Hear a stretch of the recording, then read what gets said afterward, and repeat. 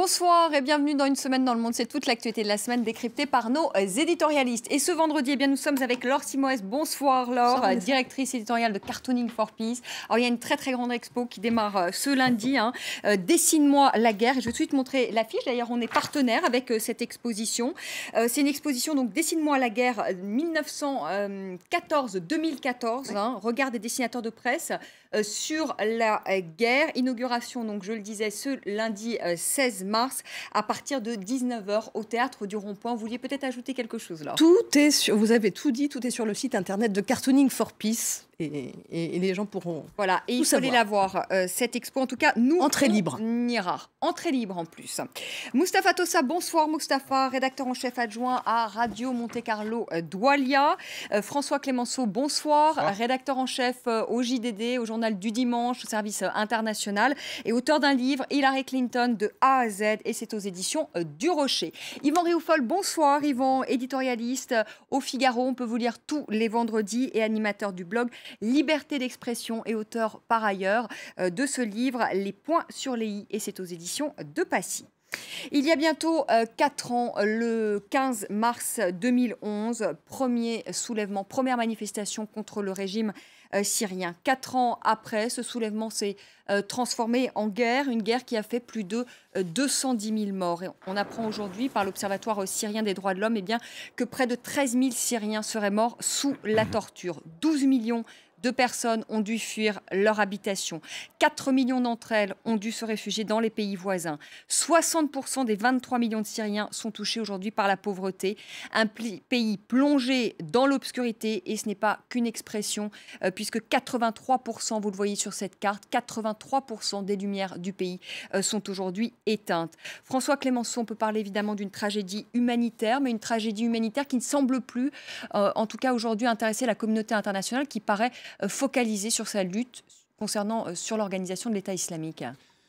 Oui, c'est terrible parce qu'en même temps, vous faites bien de remontrer ces images du début des manifestations pacifiques et démocratiques de 2011. Comment en est-on arrivé là alors que la plupart des grands pays du monde étaient très favorables à ce que ce printemps arabe syrien puisse aboutir, avec probablement énormément de naïveté de la part d'un certain nombre de responsables occidentaux sur la capacité du régime de Bachar el-Assad de tenir et de tenir par la plus féroce des répressions. Mais en même temps, ce n'est pas tellement parce qu'aujourd'hui Daesh est le point de concentration, c'est surtout parce qu'il y a une sorte d'impuissance collective à agir contre Bachar el-Assad et contre Daesh. Les deux en même temps, c'est ce qu'essaye de faire l'armée libre de Syrie depuis de très nombreux mois, de lutter contre deux adversaires à la fois. Et en même temps, c'est un monde en crise économique et financière qui n'a plus les moyens de subvenir aux besoins humanitaires élémentaires. Et on le voit aujourd'hui, les principales agences des Nations Unies réclament de l'argent, ne serait-ce que pour venir soutenir à la fois les réfugiés à l'extérieur, mais aussi, et c'est probablement tout aussi important, les déplacés à l'intérieur de ce pays. Presque la moitié de la population ne vit plus chez elle. On passera dans le journal du dimanche un certain nombre de faits qui concernent, par exemple, le camp de Yarmouk, qui se trouve dans la banlieue de Damas. 1 million d'habitants avant la guerre, aujourd'hui 18 000, 25 000 morts, morts sous les bombardements, morts de froid, morts de faim. Comment peut-on supporter ce genre de chiffres, ce genre de réalité? C'est assez effroyable, effectivement. Yvan Rioufol, on vient d'entendre François Clémenceau, les chiffres, la réalité, avec cet exemple de ce camp de Yarmouk. Avec ce que l'on voit aujourd'hui, est-ce que vous dites que c'était une erreur finalement de ne pas intervenir, que Barack Obama aurait dû y aller? Je n'ai pas de certitude sur ce conflit qui est horriblement compliqué, dont on voit qu'il y a 8 guerres maintenant qui s'y impliquent, et dont on voit aujourd'hui que le vainqueur, donc que l'on disait être vaincu très rapidement, est un tyran, Bachar el-Assad, qui est conforté aujourd'hui par ces 4 années de guerre qui ont fait plus de 200 000 morts. Donc celui qui a la solution se trompe forcément, parce que tout le monde s'est trompé. Et ce que je remarque, moi je ne suis pas un grand spécialiste de ce conflit, mais je revois tout de même, parce qu'il apparaît en tout cas pour un observateur, c'est une somme d'erreurs, une somme d'angélisme peut-être, de naïveté de la part des Occidentaux. D'abord d'avoir scellé des alliances avec des pays comme le Qatar, l'Arabie ou la Turquie, qui finançaient en sous-main Daesh qui aujourd'hui est devenu ce monstre épouvantable. Et donc c'est une erreur quand même dont il va falloir que les pays occidentaux s'expliquent. L'autre erreur qui a été aussi sans doute d'être indifférent au sort des chrétiens dans le fond dans ce pays, dont on s'aperçoit aujourd'hui qu'ils sont protégés par précisément Assad lui-même. Et donc il faut s'interroger de savoir si on avait bien fait ou non, c'était en août 2013, de vouloir bombarder ce pays. Quel sort aurait été réservé aux chrétiens? C'est une question que je pose. Je crains que le sort n'aurait été encore plus terrible s'il y avait eu cette intervention-là. Et je m'imagine aussi, je pense qu'il y a une erreur aussi de la part des pays occidentaux à ne pas vouloir entendre ce que disaient les Russes à l'époque. Je ne monte pas sur un piédestal les Russes ni la diplomatie de Poutine, mais peut-être avait-il également des arguments à entendre. Et de cette somme d'erreurs-là, et l'autre erreur étant d'ailleurs d'avoir annoncé dès le départ que Assad tomberait, bien évidemment, j'ai encore dans l'oreille les phrases définitives, notamment du ministre des Affaires étrangères français, Laurent Fabius. Je me dis que ça fait beaucoup d'erreurs tout de même, et que donc le dossier est peut-être en tout cas plus complexe que ce que l'on a voulu dire, d'autant que à vouloir soutenir cette révolution démocratique qui était certes tout à fait honorable dans son principe, ça je n'en disconviens pas, mais qui était également en sous-main téléguidée par des islamistes dits modérés. Cela aurait dû sans doute nous alerter. Vous me dites non, c'est ce que j'ai retenu, mais je ne connais moins le dossier que vous. J'aurais dû tout de même alerter quand même sur cette vision très, très, très naïve que l'Occident a eu, en tout cas vis-à-vis de cet islamisme modéré que l'on voit apparaître très régulièrement avec les frères musulmans et qui quasi dans presque tous les cas de figure déçoit. Donc ça va tout ça. Oui, c'est vrai, Vanessa, que la guerre syrienne entame sa 5e année. Ce n'est pas uniquement une tragédie humanitaire, c'est un pays cassé, un pays par terre, une région sous la menace d'une grande explosion. Alors moi, j'attribue cette situation à ce que j'appellerais la grande hésitation occidentale. À un moment donné, tout le monde croyait, faisait cette erreur, ce diagnostic malheureux que Bachar al-Assad allait, comme Ben Ali, comme Hosni Moubarak, tomber comme une feuille d'automne. Ce diagnostic-là a été mal fait. Et donc, résultat, au bout de 4 années de guerre, Bachar al-Assad a su négocier, a su tisser des alliances avec son parrain iranien, avec ses amis chinois et russes, et a su exister au détriment, bien sûr, d'une tragédie humaine en Syrie avec ces millions de réfugiés et ces camps de réfugiés. Quand on voit des reportages sur leur vie pendant l'hiver, c'est l'enfer sur terre que vivent ces Syriennes et ces Syriens. Donc, moi, je me dis qu'à un moment donné, il y avait une hésitation à faire la guerre à ce régime-là. Fallait-il donner cette impression qu'on allait démanteler le régime de Bachar al-Assad comme on l'avait fait pour Saddam Hussein? Ça avait encouragé un certain nombre d'organisations et d'oppositions. Un certain nombre de pays, cités par Yvan Roffiol, le Qatar et l'Arabie Saoudite, ont à un moment donné dit on préfère pactiser avec le diable et démanteler Bachar al-Assad. Ça, c'était une erreur et qui a été parrainée par les Occidentaux. Moi, je me rappelle de ces débats de l'opposition, que ce soit à Marrakech, à Tunis ou bien à Genève. Faut-il armer l'opposition? Et les Français poussaient vers ça. Et armer l'opposition, ça veut dire créer des monstres devenus après incontrôlables. Daesh, aujourd'hui, c'est le fruit de ce mariage consanguin entre une crise irakienne et une crise syrienne, et ça donne ça. Maintenant, on peut très bien dire, j'ai lu ça dans un certain nombre d'éditoriaux, que Bachar al-Assad a très bien su manœuvrer avec Daesh. C'est grâce à Daesh qu'il a réussi à attirer la sympathie et, entre guillemets, la compréhension de l'opinion occidentale. Mais à quel prix au niveau... Franchement, la situation syrienne, le drame syrien est en train de constituer vraiment un cauchemar pour tout le monde, pour les Arabes, pour les musulmans, pour les Occidentaux, quand on voit la tragédie. Et le pire, c'est qu'on n'en voit pas le bout du tunnel, on n'en voit pas l'issue d'une solution. Laure, oui, quelques dessins. Évidemment, c'est une sélection pas très marrante, hein. Étant donné la gravité du problème. Un premier dessin d'un dessinateur français, Pinter, pour L'Orient le jour, comme c'est encore les vacances d'hiver. 4 ans de guerre civile, une putain de porte avec cette descente en ski entre, d'un côté, Bachar el-Assad, de l'autre côté, Daesh, les deux menaces qui planent vraiment sur cette sur ce pays. Et puis là aussi, un dessin du Libanais Hassan Blebel pour le Courrier international. Un gâteau d'anniversaire en forme de Syrie avec 4 bougies funèbres, Al-Qaïda, ISIS. On reconnaît la bougie Bachar al-Assad et puis cette femme voilée. Un autre dessin, alors là, de l'américain Dan Ziger pour le New York Times Syndicate, qui rappelle la dynastie Assad, bouchée de père en fils. C'est aussi un bel éclairage. Je profite de l'éclairage de la lumière pour dire que ce petit rappel entre cette menace Bachar el-Assad d'un côté et puis de l'autre la menace du djihad, de Daesh, avec ce dessin de Patrick Chapat pour le International Herald Tribune.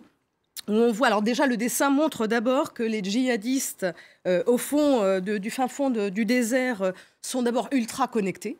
L'autre jour, on a même eu l'occasion de rencontrer Régis Debray qui nous rappelait que les grands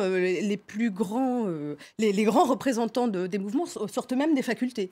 Ouais. Et que c'était pas du tout des ignorants comme on peut parfois avoir tendance à penser. Et là, donc, on voit d'un côté la retransmission d'une interview de Barack Obama qui déclare l'État islamique est pire que Bachar el-Assad.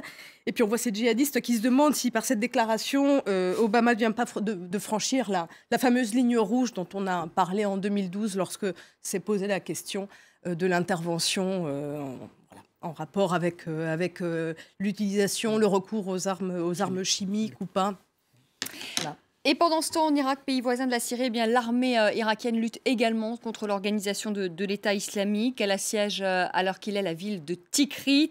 Je vous propose d'écouter le Premier ministre irakien à Bagdad. Les meilleures victoires que nous avons remportées sont celles de l'unité pour la paix, l'unité pour défendre les valeurs qui nous sont chères et l'unité pour mettre fin au terrorisme en Irak, pour vaincre tous ceux qui veulent nuire à nos fils, à notre pays et à notre peuple. Notre unité, c'est la réelle victoire que nous pouvons obtenir aujourd'hui. Yvan Riofol, une bataille où Irakiens, Iraniens et Américains collaborent. Est-ce que ça veut dire qu'on ne pourra pas gagner cette guerre contre le terrorisme sans l'Iran, en tout cas en Irak ? En tout cas, on peut faire reculer l'État islamique. C'était quand même une bonne nouvelle. C'est bien ça aussi qui affleure aujourd'hui dans cette décision, après Kobané qui est tombé. Voici encore d'autres villes qui s'apprêtent à l'aide, peut-être demain Mossoul, peut-on espérer. Et cela ne se fera naturellement qu'avec une coalition. Alors la coalition, elle se fera sans doute effectivement avec des pays chiites, mais il faudrait aussi que les sunnites se mettent également, et je pense que ça va être l'objectif aujourd'hui des Irakiens, que les sunnites reviennent également dans le corps de la politique intérieure et de la défense naturellement, après avoir été écartés sottement par l'ancien gouvernement irakien. Il y a eu un gâchis épouvantable naturellement, sur lequel que nous payons dans le fond un petit peu, avec le départ des troupes américaines. Et donc je pense que si le nouveau gouvernement irakien arrive à faire comprendre que les sunnites ont tout intérêt à se désolidariser de cet État islamique qui se réclame d'eux-mêmes. Enfin, l'État islamique se réclame de ce sunnisme-là. Il y aura peut-être encore une autre avancée, une autre espérance à voir cet État islamique peut-être perdre du terrain. Enfin, pour l'instant, il en gagne. Il en gagne maintenant en Afrique de l'Ouest. Il menace même Paris très directement. Il y a eu une déclaration hier, que j'ai entendue hier, du porte-parole de l'État islamique disant que Paris passait avant même Rome dans ses objectifs militaires exactement. Donc on est pour l'instant dans une véritable tenaille, une véritable menace, et on ne comprendrait pas que naturellement les pays occidentaux ne se mobilisent, mais également tous les pays musulmans qui rejettent bien sûr et qui doivent rejeter ce qui les caricature.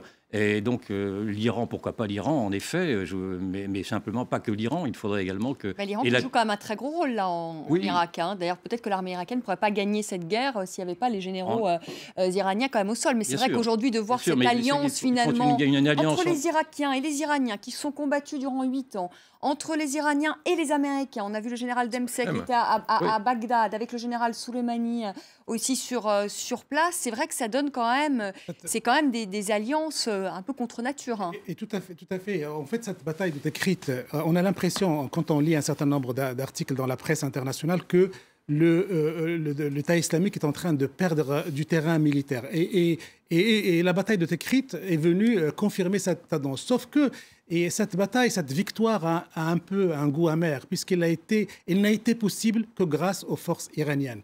Alors quand on sait, justement, à quel point les Iraniens ont soutenu le régime de Nouri al-Maliki à l'époque, le régime chiite qui gouverne Bagdad et qui s'est livré à des massacres contre les sunnites, on se dit que ce genre de victoire fait par ces Iraniens-là n'est pas de nature à apaiser ni à stabiliser la région, puisque ça va encore enrichir le réservoir des sunnites en colère et malheureux qui pourraient peut-être aller enrichir les rangs de Daesh. Donc le fait que les Iraniens aient une entrée décisive sur ces victoires-là n'est pas forcément une bonne chose. Et ça, c'est le fruit, c'est parce que la communauté internationale refuse le redéploiement des forces au sol, veut absolument sous-traiter cette guerre contre Daesh aux Peshmerga kurdes et aux Iraniens. Est-ce que c'est ça qui va éradiquer Daesh et à quel prix politique? Ça, c'est beaucoup de questions.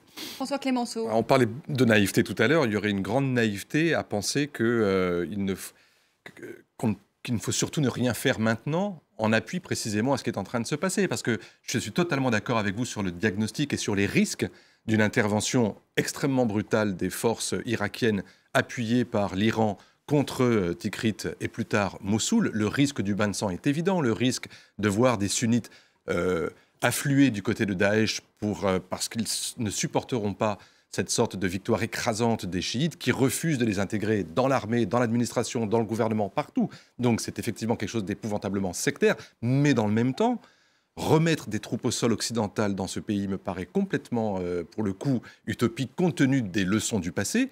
Et deuxièmement, aujourd'hui, du côté américain, mais ce sera peut-être le cas demain pour les Européens et peut-être même pour les Nations Unies, si jamais le dossier du nucléaire est réglé, il y a bien un moment où il faudra prendre en compte le fait que l'Iran est devenu aujourd'hui totalement incontournable, pas seulement en Irak, mais également dans toutes les autres parties où on les voit. Quand vous dites aujourd'hui l'armée irakienne ne peut pas conquérir les villes aux mains de Daesh, c'est bien parce que l'armée irakienne n'est pas encore en mesure de le faire. Il faudra plusieurs années avant qu'elle trouve des moyens et la volonté de le faire. Mais c'est la même chose en Syrie. En Syrie, ce n'est pas l'armée syrienne qui est en train de lutter aujourd'hui et de reconquérir du terrain, c'est le Hezbollah et ce sont les milices des passes d'Aran. Donc, il faut prendre cette réalité-là en compte et se dire, tactiquement, et non pas tactiquement, il faut effectivement apporter un soutien à ceux qui veulent reprendre ces villes. La grande question qui se pose, et c'est la dernière, c'est de savoir si on n'arrive pas à éradiquer, voire à neutraliser, éliminer les forces de Daesh qui sont dans ces villes, où vont-elles aller? Un dessin alors, un dessin. Un seul dessin, celui de Job Bertrams, dessinateur des Pays-Bas pour De Groen Amsterdammer, qui vient justement montrer, on le voit là maintenant, voilà. Si je zoome là, on voit la tête de l'Iran qui vient brûler Isis, Tikrit. On ne peut pas passer les autres, pas le temps, c'est ça? On n'a pas le temps. Allez, on fait une petite pause et on se retrouve pour la seconde partie de notre semaine dans le monde. Nous parlerons des élections législatives en Israël et on parlera des départementales en France. À tout de suite.